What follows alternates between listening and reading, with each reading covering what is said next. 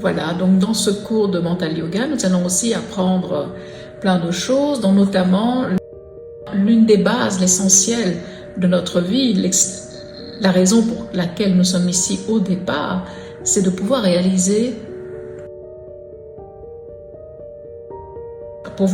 nos rêves, puisque Saturne, pendant notre voyage de descente sur Terre, Saturne nous lance un défi. Il nous dit là en bas, tu vas pas t'ennuyer, tu n'auras pas le temps de t'ennuyer une seconde, il va falloir pouvoir aller chercher ce qui te manque. Donc il nous lance un défi. Le défi, c'est le désir. Et le manque, en fait, c'est notre carburant. Et il nous donne ce défi, ce désir à réaliser. Il nous insuffle la pulsion de vie. La pulsion de vie, c'est dans le corps physique. Ce désir, c'est dans le corps physique. Et ce corps physique, il a cette connaissance, il acquiert cette connaissance, c'est un logiciel qui lui permet de grandir, de s'enrichir, d'évoluer, d'être curieux, et c'est engrammé dans nos cellules, hein, c'est dans nos gènes. C'est pas nous qui choisissons d'évoluer, de grandir, de progresser. Tout ça pour faire en fait évoluer toute l'humanité. Ça ne se limite pas seulement à moi. Hein, c'est pour faire évoluer l'humanité tout entière. Et ce désir, en fait, c'est un défi que j'ai à relever. Chaque personne a ici quelque chose à apprendre. La chose que j'ai à apprendre, donc à aller chercher, apprendre, donc apprendre, oui, c'est ça, apprendre, est différent de celui de mon voisin. Parce que nous ne sommes pas tous dans le même niveau d'évolution. Il y a des personnes qui sont revenues plusieurs fois, d'autres qui sont venues qu'une seule fois, d'autres qui viennent de naître, d'autres qui ont une expérience de vie qui sont beaucoup plus évoluées que moi. Donc voilà, le désir c'est quoi?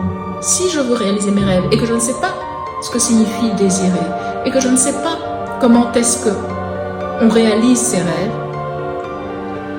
ça ne risque pas, la vie risque d'être très frustrante. Et on n'est pas ici pour être frustré. Et si je ne sais pas comment est-ce que je réalise mes rêves, c'est parce que mes parents ne me l'ont pas enseigné. Mes parents ne me l'ont pas enseigné, je ne l'ai pas appris à l'école non plus. Et c'est bien dommage qu'on ne nous enseigne pas ce b.a.-ba là, parce que c'est vraiment de l'ordre de l'essence, de l'essentiel de la vie. Réaliser ses rêves, c'est quoi un désir?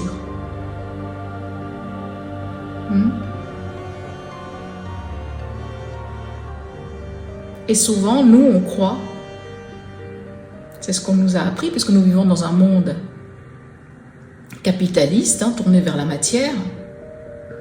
C'est tout ce que l'on voit, qu'on pèse, qu'on sous-pèse, qu'on peut toucher, qui existe. Et on focalise sur la matière. Et on croit que c'est parce que j'obtiens un désir que je vais être heureux. Or, c'est deux mondes totalement différents. Le bonheur n'a rien à voir avec le fait qu'on réalise un désir. Le désir, il est juste là pour nous occuper dans la vie, pour nous faire évoluer et faire évoluer l'humanité tout entière, puisque chaque fois que j'apprends quelque chose de nouveau, eh bien, ça va rentrer dans la mémoire du monde. C'est la mémoire collective du monde. Je la transmets aux générations suivantes, je la transmets à mes enfants, je la transmets aux personnes autour de moi.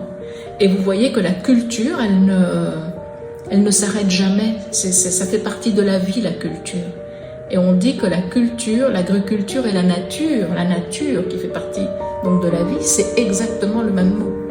Se cultiver, c'est l'agriculture de la connaissance.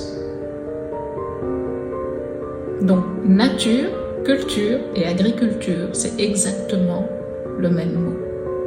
On est ici pour faire évoluer la connaissance, pour apprendre. Bon, c'est vrai que cette évolution au niveau de l'histoire de l'humanité n'a pas toujours été linéaire. Hein, il nous est arrivé d'oublier, de régresser, mais la culture, elle a été linéaire. C'est-à-dire qu'elle évolue, elle voyage d'une civilisation à l'autre. Quand on la refuse dans une civilisation, elle va dans une autre civilisation qui, elle, continue à faire progresser cette connaissance. Et puis un jour, cette connaissance revient à la civilisation qui est restée en arrière et cette civilisation continue à grandir. Je dis ça par exemple en Occident, en Europe, on avait oublié l'invention de la roue et on avait oublié la philosophie des Grecs, qu'on avait reçu des Grecs et des Latins, parce que les Romains, quand ils sont arrivés, ils ont commencé à devenir de chrétiens, il y a eu l'Inquisition, etc.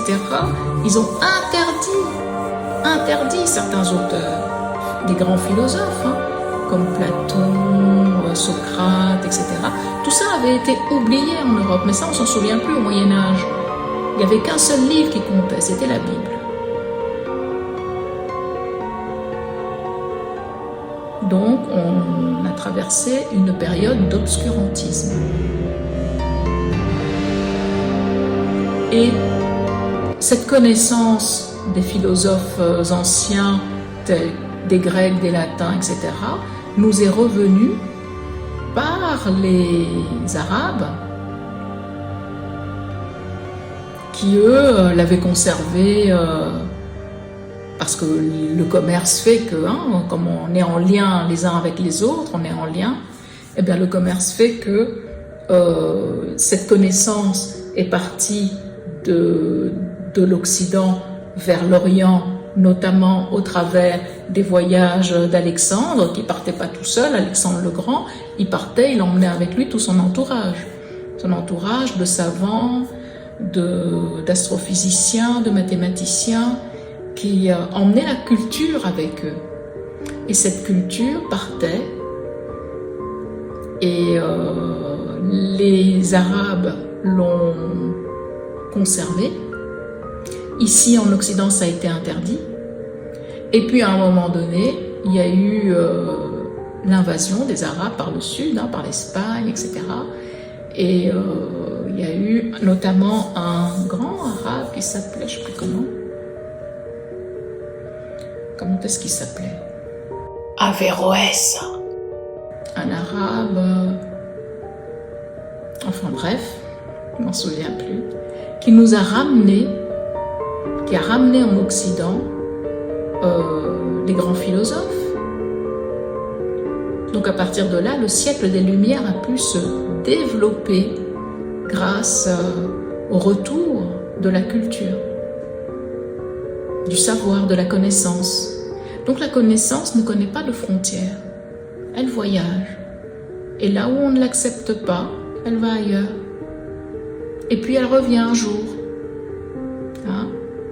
Et c'est grâce aux Arabes que l'Occident est sorti de l'obscurantisme. S'est remis à redécouvrir des ancêtres savants qui avaient déjà développé, touché à beaucoup de choses au niveau de la connaissance. Parce que souvenez-vous que même au niveau de la médecine, l'Église catholique interdisait les opérations pour savoir comment on était fait à l'intérieur. Pas d'anatomie, pas de chirurgie, c'était interdit. Et tout ça nous éloigne un peu du désir, mais pas vraiment, parce que, comme je disais, le désir, il est dans la pensée, l'envie, et il est aussi dans le corps physique, la pulsion de